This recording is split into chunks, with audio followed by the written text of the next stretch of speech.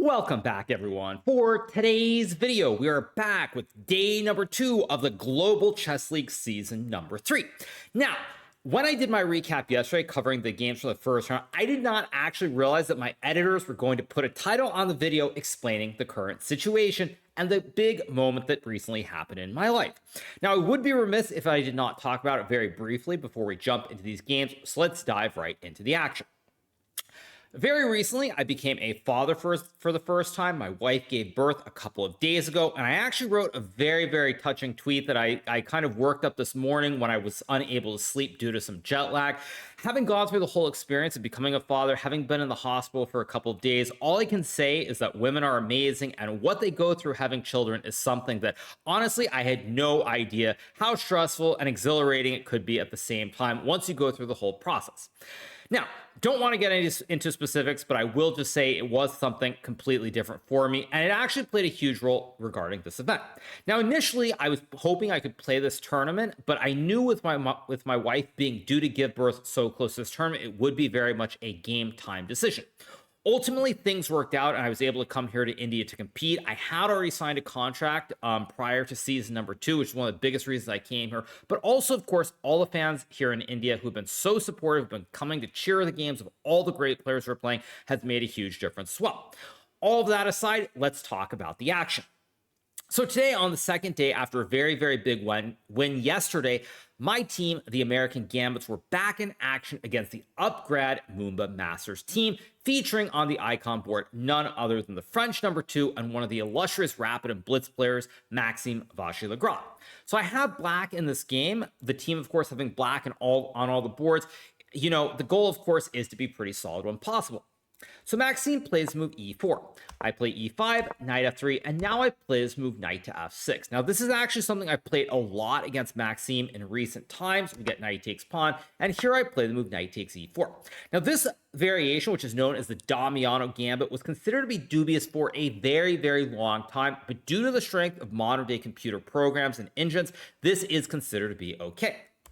So we get the move queen to e2, and now I play queen to e7. This is probably one of the most basic blunders you can ever see, which is if black moves knight to f6.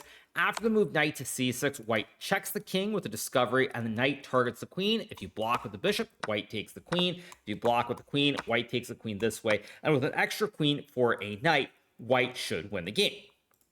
Therefore, I play the move queen e7, queen takes e4, and now I play the move d6. Now, even though temporarily white is up a knight here, if white were to move the knight away, then white loses the queen and white will resign. So white can't really move this knight, and as such, even though temporarily white has this extra piece, I am going to be able to capture it on the next turn. So Maxime plays the move f4 here. f4 as well as move d4 are considered to be the two principled approaches. Maxime goes for f4, I take, he takes, and now I play the move f5 attacking the queen.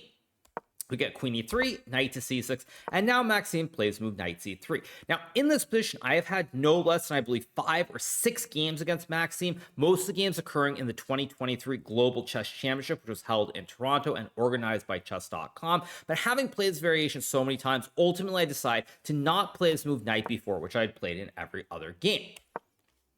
So I play the move knight takes e5. Maxime plays d4, knight g4, and now after the queen trade, we're in an endgame. Now, white probably has a slight advantage here due to a better pawn structure. White has a 4-on-3, and the bishops have very quick development. So Maxime goes bishop f4. I play the move c6. I don't want to hang the juicer on c7, and now we get the move bishop c4.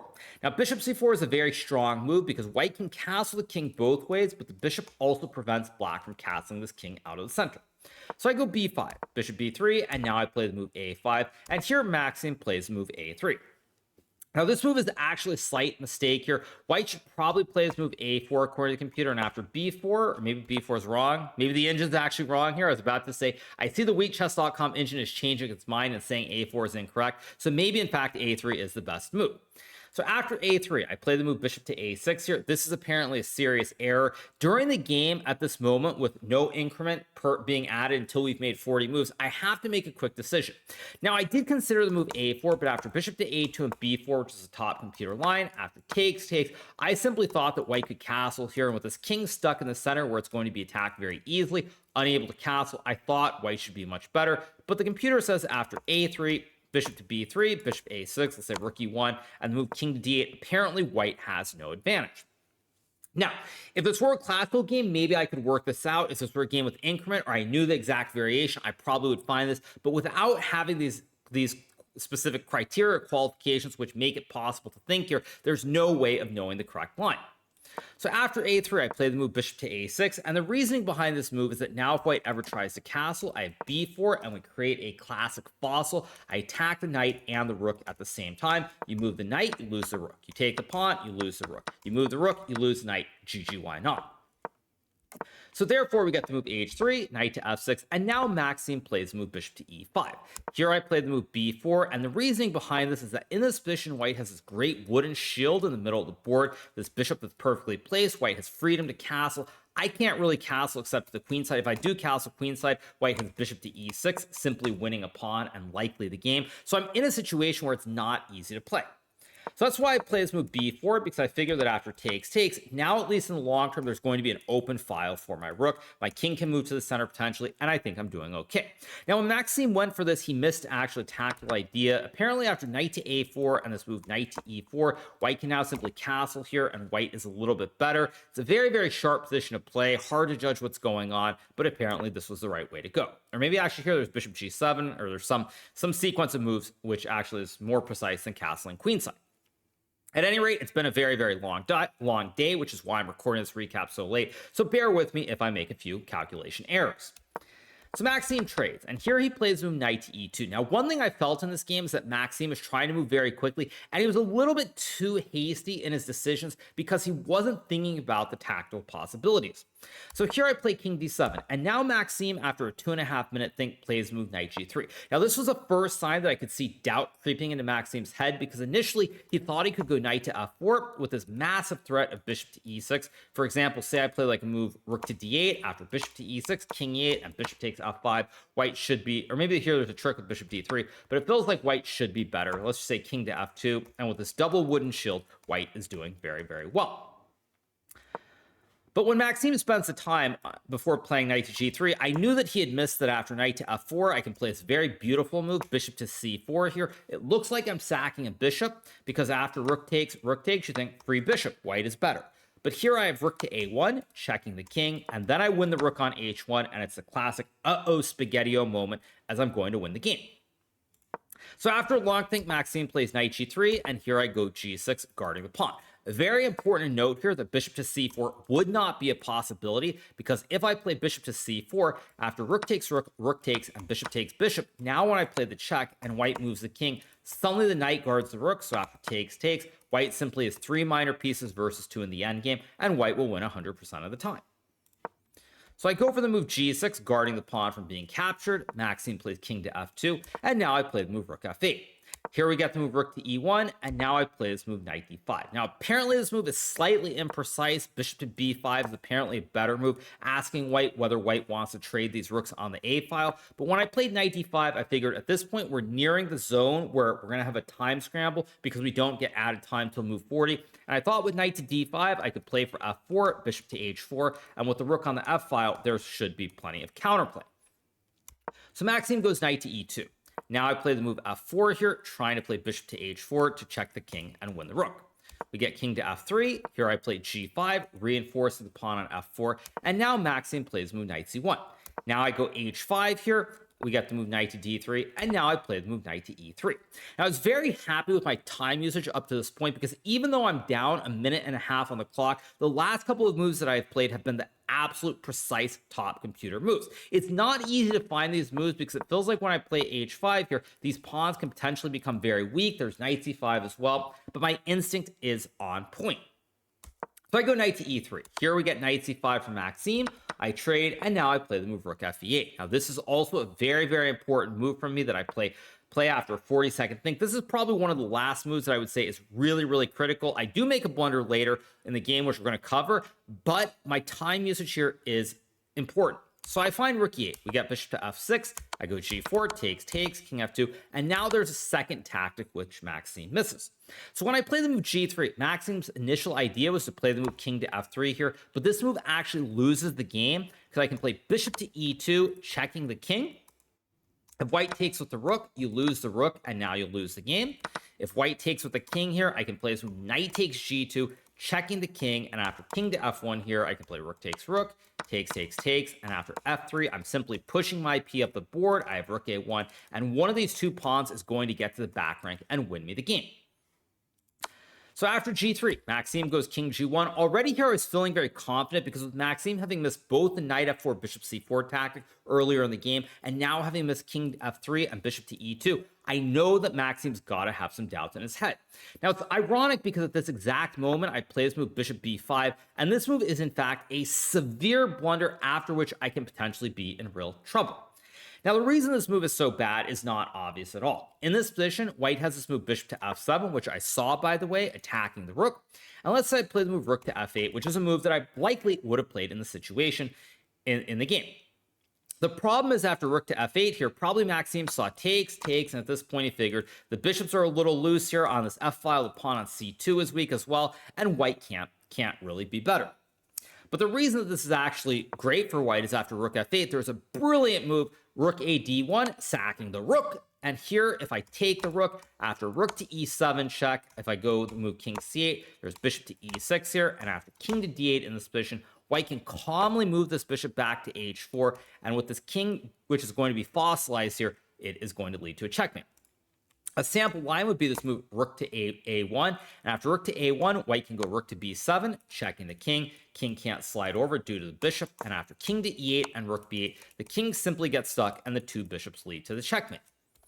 Another variation, which I would point out here, is I can play a move like rook to e8. But after rook to e8, now white can go rook to a7, checking the king. King has no escape. After rook to e7, white can simply take the rook on e7, and white will win in a few moves. Last but not least, after rook d1, if I try to move my king to c8, for example, after bishop e6, king b7, there's rook to d7 check, king a6 loses to rook a1, and there's going to be a checkmate, or white's going to win a lot of material very, very soon. And if I try to go back to b8, there's going to be a check, king c8, and after rook to a7, king d8, white can take the rook. And once again, white will win the game.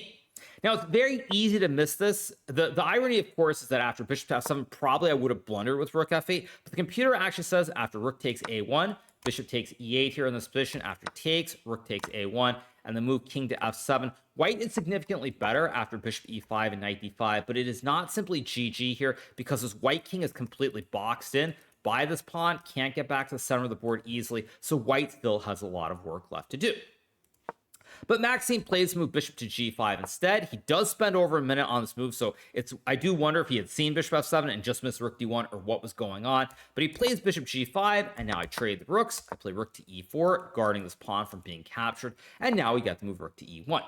Here I play the move rook to d4, trying to play rook d2 and create the classic kebab on the second rank with this rook hitting all these pawns.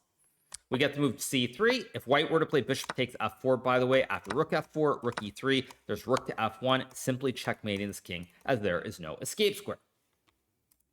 So Maxime plays the move c3. I play rook to d2. We get takes. I take. Here I do a little bit of the dilly-dally before taking the pawn on b2. One of the big reasons that I play this move is that I was watching the other games in this match to see what was happening here. And what I noticed is that my team was struggling mightily. We had already lost on one board. It looked like we might be losing on another board. I figured I have to play on. So we get bishop takes knight. Here I take the bishop, we get pawn takes pawn, and now I play this very important move, rook b2. Now, objectively, the position is a draw here, but at this point, with time running down and this very dangerous passed pawn, the bishop coming to the light squares, these opposite color bishops actually give me great practical chances to win the game with this passed pawn on g3 or g2 potentially. Maxime plays rook d1, I go king e6, and now he plays the move rook to d2. Now, this move actually is a blunder after which white is completely lost. Computer says after rook to d4, apparently white is still in the game. This is a very, very tough move to play because it looks like you're just putting pieces on the dark squares which don't have any threats. But the reason is that black goes bishop to e2, you have king g2, and suddenly with all these pieces on the opposite color of the bishop, there are going to be no tricks at all.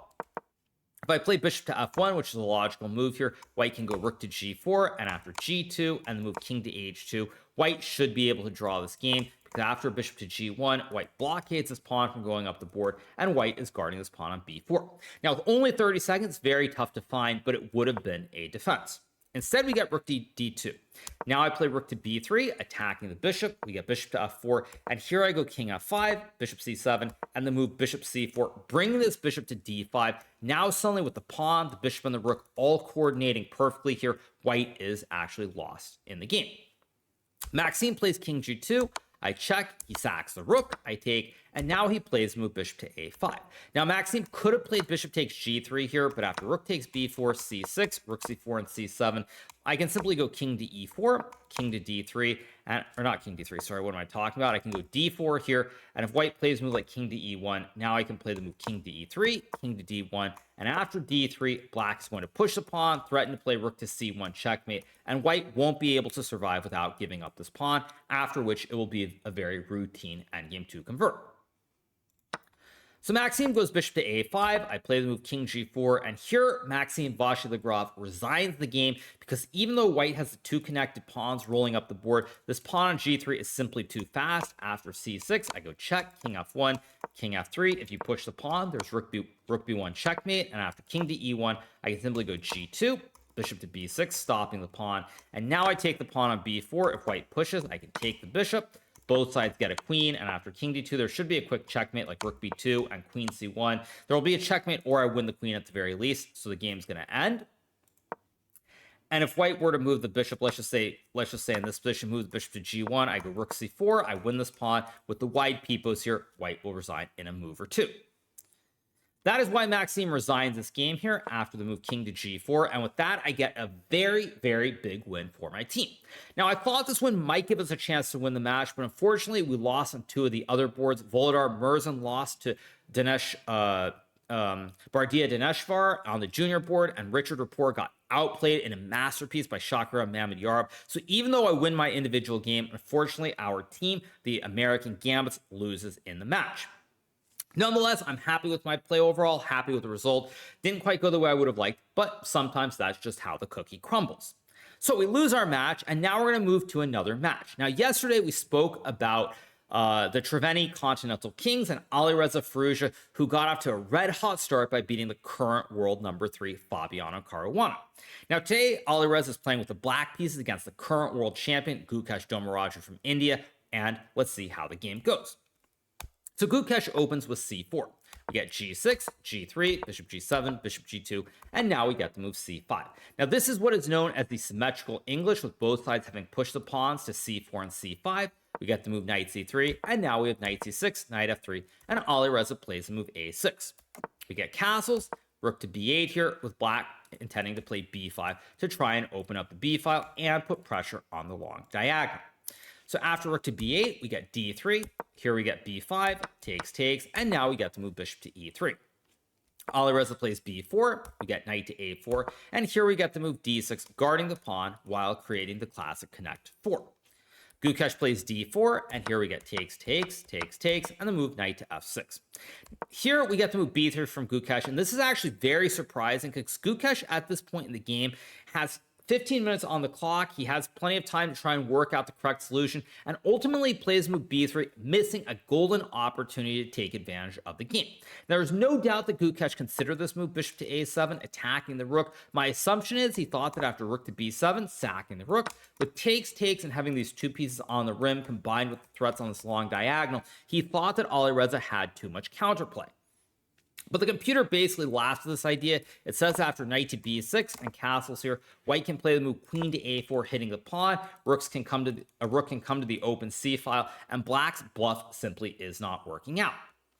Instead, Gukesh plays move b3. We get castles. Now we get rook to c1 here. Note that if white were to play bishop a7 here, black can play the move rook to b5. Black does not have to sack the rook, because in this previous position, after rook to b5, there would be bishop to c6, checking the king and winning the rook.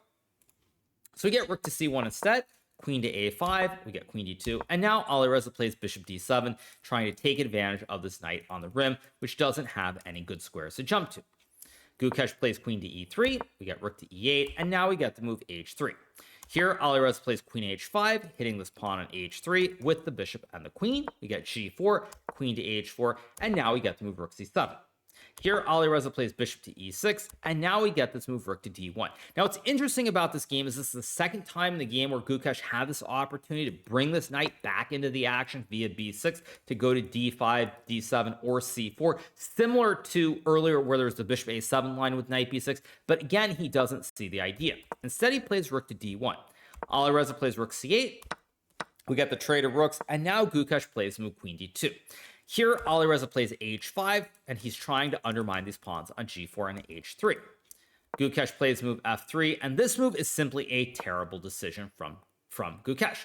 Now, the world champion here is probably feeling the pressure. Don't forget that in these games, there's no added time until move 40, so they're only on move 24, sub 5 minutes, no added time. Very easy to feel this pressure, but the computer, again, is screaming for this move, knight to b6, a third opportunity to try to bring the knight back into the action, and after rook to c7 here, apparently white can play something like back and forth, and after rook b8, now if you go f3, apparently the knight on b6 covers both these squares again on d7 and d5, so black isn't that much better.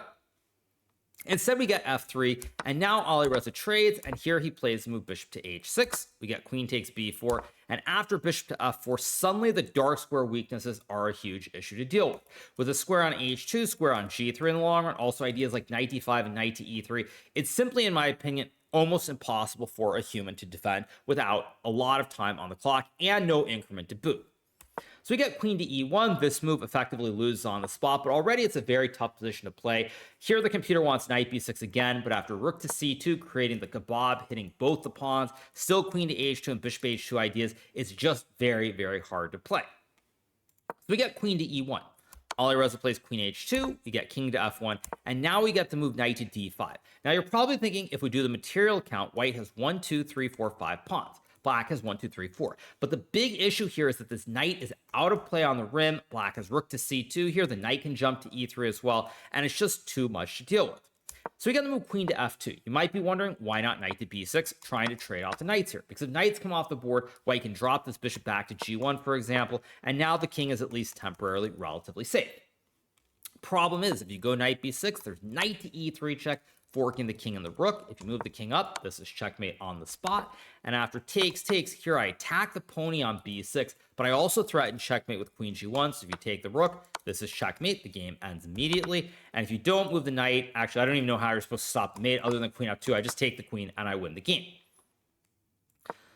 So you can't play knight b6. So Gukesh plays queen to f2, trying to stop the knight to e3 idea. And now we get the move rook to c2 here. Computer apparently says bishop g3 is cleaner, but rook c2 makes a lot of sense. You pressure both the pawns. You have bishop g3, knight e3 looming. It's just too much to deal with. So Gukesh plays queen to g1. We get queen takes queen, bishop takes, and now we get the move rook takes a2. And even though Gukesh has been able to trade the queens off the board, this bishop on g2 is horrendous. It's walled in by these three pawns. There is simply no scope at all here. This is terrible. Bishop pawn on b3 is weak. Knight e3 still looming. There's just no way to save the game.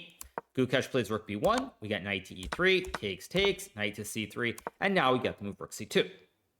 Gukesh plays knight d1. We got to move bishop to d4 here. At this point, this bishop is terrible. If you ever push a pawn, you lose this one. So you can't really activate this light square bishop. Now the knight is getting dominated by the bishop as well. It's just terrible to have to deal with. So we got the move g5 here. Alireza plays bishop f5. We get knight to f2. And now we get to move rook a2. Gukesh goes rook d1, we get bishop to e3, and here we have b4 on the board. Now, b4 loses instantly, but even if white were to play a move like bishop to h3, trying to activate this bishop after bishop c2, let's say rook to d5, bishop takes b3, or not bishop b3, sorry, bishop b3 allows rook d3. In this position, something like rook to b2 and taking the pawn, or even, frankly, something calm like king g7, it's just not a position that white will ever be able to survive. So Gukesh goes b4 instead, and now after the move bishop c2, Gukesh Domaraju, the current world champion, resigns the game here because the rook has no great squares in the back rank. You go here, I take, you go here, I take, you go here, I take. Can't go to any of these three squares, obviously, and if you go rook to e1, there's bishop d2, and now the two b's trap the rook on the back rank, and black will win the game. And if you go rook to d5 here, which is the other option, after rook to a1, checking the king, there are no squares available for the king. Can't run it up. You have to go knight d1. And after bishop takes knight, black simply is up a piece. And after bishop h3, bishop b3, king g2, bishop takes d5. Black has an extra rook and bishop, and black will win no matter what. So that is why Gukesh resigns in this position. Alireza gets a second victory in a row. He's beaten both Fabiano Caruana and the reigning world champion Gukesh off to a red-hot start here in the Global Chess League.